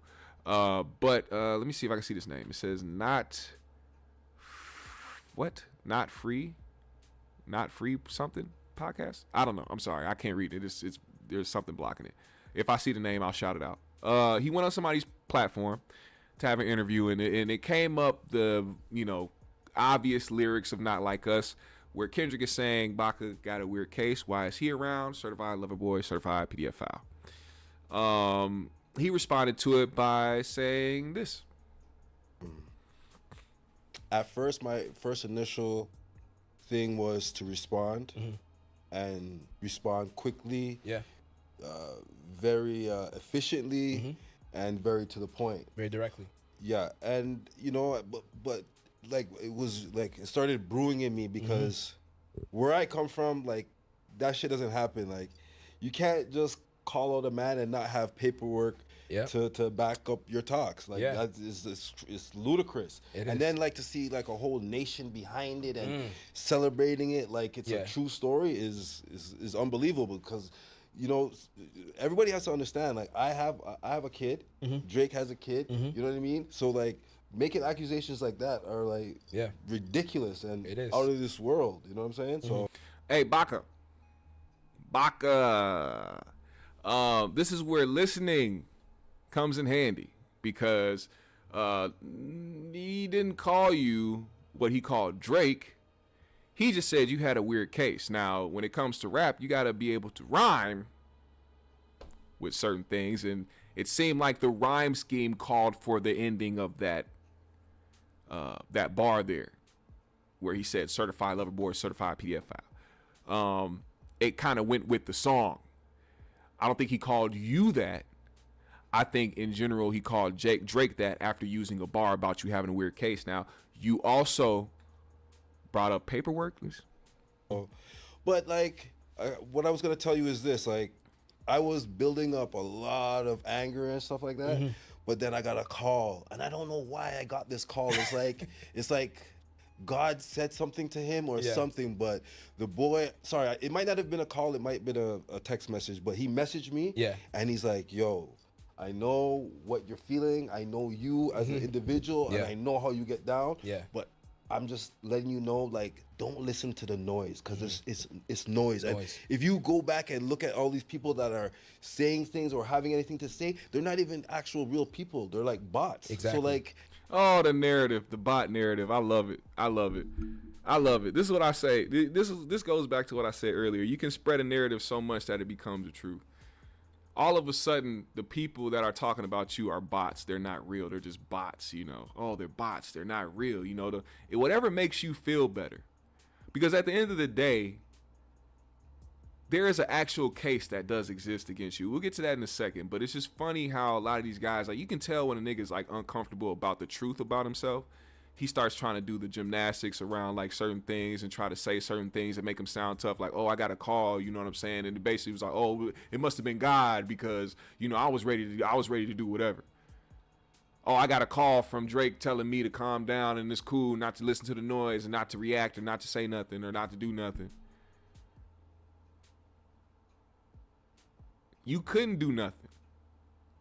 You want to know why you couldn't do nothing? Because it would have amplified the case that was being mentioned, that is public, that people can actually see for themselves.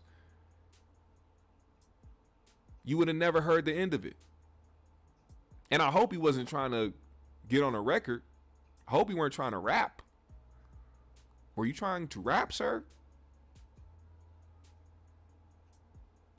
I hope that wasn't your elaborate plan to get back at Kendrick. Because if your mans can't out-rap him, what makes you think Baka Not Nice is gonna do it? That's exactly what is in your name. You not nice, nigga. Your bars is ass. I hope that wasn't the plan. But he ended it by saying this. Don't let that shit bother you, bro. Facts. Like, and you know what? Like, I mean, it's not a good thing, but they're calling your name. You know what I'm saying? And at the end of the day, like, they're gonna get over this crap because they're gonna realize there's this crap, and then they're gonna go do their own research. And when you do your own research, you're gonna be like, wow, this guy made up a whole story about something that isn't even true, and it makes you look weird to me. I don't know. It does. But I want to say one thing to America, and y'all need to like get yourself together because, making accusations on people, serious accusations like that, you need to have paperwork. That is the rule, like #1 rule that everybody goes by. So don't switch up. That's all I'm gonna say. Don't switch up. Listen, man, Baka, I don't know if you know this, fam, but there is paperwork. In 2014, Baka was arrested and charged with forcing a 22-year-old woman into prostitution and taking her money. In 2015, he pleaded guilty to assaulting the woman and an unrelated weapons charge. Also, the reason why Baka didn't spend more years in prison is because the woman refused to testify against this sex trafficking. She refused to testify against that. Maybe, I don't know, maybe it's because he wasn't doing it or maybe because she was threatened. I don't know. We don't know the story behind why she didn't do that, but there were additional charges that ended up getting dropped because she refused to testify that. But he did spend time in jail for what you see on my screen right now. These are public documents. This isn't just some screenshot that somebody put together and put on the internet. You can actually look this up. So once again, Baka, you have a weird case. Why are you around? And we don't have to get into the technicalities of anything. You know, the videos are out there. I don't have to, people see it. People try to justify it. It is what it is. He called your mans what he called your mans because he was out here doing some questionable things. Then he found out that you had a case on you about some weird things that you were trying to do behind the scenes, and he called that out as well. If you don't like that, well, you shouldn't have been out there doing what you was doing, my good sir. Nonetheless, don't bring up paperwork when it was easily very disproven that there is paperwork out there. Now, Billboard put up a list of the best female rappers of all time. They put Nicki Minaj at the top of this list. I want to know what y'all think about this. We got one more thing after this, then we're going to get out of here. But I want to know what you guys think about this list here. We have #1, Nicki Minaj. Right under Nicki Minaj is Missy Elliott. Right after that is Lauryn Hill. Then we have Lil Kim. Then we have Queen Latifah. Then we go MC Lyte, Salt and Pepper, Roxanne Shante. We have Eve at #9, Foxy Brown at #10. So there's the top 10. The top 10, Nicki, Missy, Lauryn, Kim, Latifah, Lyte, Salt and Pepper, Roxanne, Eve, Foxy Brown. Does that seem like a solid top 10 best female rappers of all time? Underneath Foxy, we got Cardi B, who I believe should not be that high on the list. I'm sorry, I love Cardi. I don't love Cardi. I think she's entertaining. I also think she's very fucking annoying whenever it comes to talking about Offset. Bitch, you chose him. That's your baby daddy, and you had multiple babies with him in between all the times that you was talking shit. So I don't want to hear about you and Offset again. I don't give a fuck. Oh, he threatened to kill me. He threatened to kill himself. Okay, cool. Shit tends to happen when you got good coochie. I thought that's what women knew. When you got good coochie, sometimes they go crazy. And he got his kids. Like, come on. Shut up. Shut that shit up. And of course we know you've done worse. You are a self-proclaimed toxic bitch. So stop doing that shit. I hate when self-proclaimed toxic motherfuckers get on the internet talking about what somebody else did that was toxic. Shut your ass up.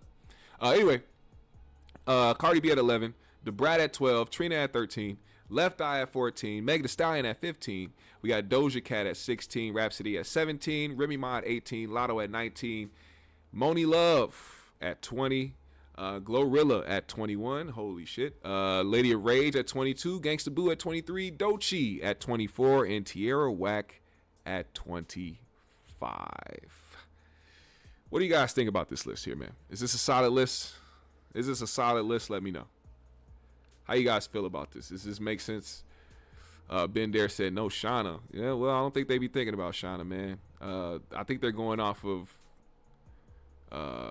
career impact, longevity, all this other extra credentials. Because we know there's other female rappers that should be on this list, but you know, it's Billboard. It's like Grammy choosing who's gonna win a Grammy for best rap album. Come on, man. King Lukey said Lauryn Hill should have been #1. Either Billboard is known for people to pay for they can be on top. Oh, okay. Pro Miko said all East Coast. Lady of Rage isn't East Coast, is she? I thought Lady of Rage was from California. Am I tripping? I thought she was Californian. He said Rod Digger. Who do you guys think was missing off this list? Put it in the chat below. So to end this like section part of the GMS show, actually I don't know if I could play that. I don't think I could play that. I was gonna play that new Drewski skit, but I don't think I can play that. I think he'll flag me for that. So we're not gonna do that. We're gonna leave that alone. We're gonna actually wrap up the poll here. Who would win in a comedy showdown? Corey Holcomb or Donnell Rawlings? I'll give you guys a couple more minutes to vote on that. Also, let me see, man, who y'all think is missing off of this best female rappers list? Who y'all got? I see Rod Digger, Mia X, Shauna, Rage's Jersey. Oh wow, I had no idea. Maybe it's because she was getting so much love from the West Coast that I thought. That's another thing that be happening when it comes to music. Like somebody could make music in a certain style of music or get embraced by a certain coast, and you be thinking they from there the whole time. They be from like Nebraska or some shit. That shit be killing me. I'm like, holy shit. I thought Bow Wow was from California when I was growing up. Nigga said he was from Cleveland, Ohio. I said, the fuck? I was thrown off. Thought Bone Thugs and Harmony was from the West Coast. This motherfucker said, we from Cleveland. I said, goddamn. I thought Tech Nine was from New York. This motherfucker said, I'm from Kansas City. Strange. I was like, oh, goddamn. You just never know, man. You never know. Antoinette, Boss, and Shauna. Okay. You agree with the names and not the order. Me too. I agree with the names, just not the order. I don't look at it in a specific order because whatever order you put it in is subjective. But these people do deserve to be on the list nonetheless. All right, let's wrap up the poll, man. We have, let's see, how many votes came in, man? Was it 40 votes? With 40 votes, we have 87% of you saying that Corey Holcomb would disseminate Donnell Rawlings in the comedy showdown. If this ever happened, man, just make sure that it's live. We want to watch it live. All right? We don't want none of that bullshit where you talking about, oh, you can't nobody record in here. Nah, this is a challenge. This is a showdown. This needs to be televised. And you can make a lot more money if you do it through a certain company. Hey, here's we'll premiere it from the Laugh Factory's Instagram or their YouTube live and have so and so many viewers over here, or whatever the case may be. But make sure you maximize the bag. All right, maximize the bag. All right, now, GMS fam, the green room. It's been dope, man. I appreciate every single one of y'all in the chat. Make sure you hit the like button on the way out. Follow me on my socials. I follow everybody back. Appreciate everybody that supported the GMS show in a big way today. Make sure you support in the following days. I'm going to see y'all soon, man. Shout out your city. Let me know where you from, man. I want to know where everybody is tuning in from.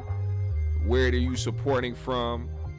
Put a GMS in the chat. Let me know. Let's go.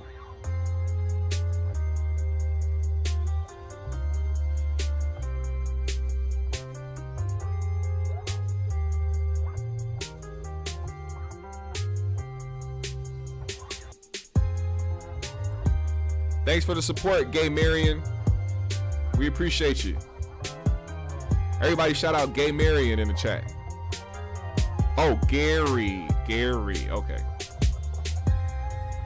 Man wanted some attention today. He said, today I woke up wanting some male attention and I'm going to get it from the GMS show. Alrighty. Bitch. Shout out to Ben there, man. Shout out to Foyo Games. Shout out to Glow from Jersey. Shout out to Cortez tuning in from Detroit. Shout out to my guy King Lukey. Promico is in the building. The Sheriff is straight from the UK. RP Jerry Edwards got ya. Hey, I appreciate every single one of y'all for pulling up today. Y'all was live in the chat, man. Y'all was live in the chat. Akron in the building. I see you, Forest City, Arkansas is in the building. OG Mott, Toke Champs, what's going on? Hey, hey, hey, hey, hey, hey, hey.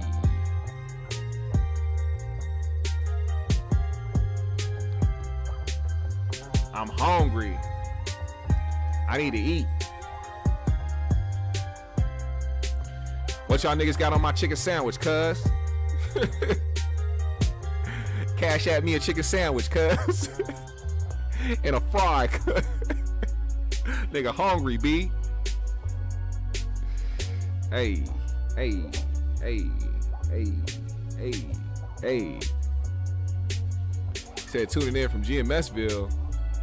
I like that place. That place raw. Raw. What up, T-Fam? I see you. All right, GMS fam, it's been real. I'm going to see y'all later, man. Make sure y'all continue to tune in. Got more videos coming for you, more music coming soon. GMS fam, the Green Room, tuning in live. I appreciate y'all. Make sure y'all hit that comment section too, man. When this live is over, head to the comment section. Let me know what you thought of today's show. I appreciate you. Oh, shit. Illmatic with the 99 in the super chat. Brother said, let me drop the 999 in the 2000. Wow. Big super chat in chat, man. Big super chat in the chat.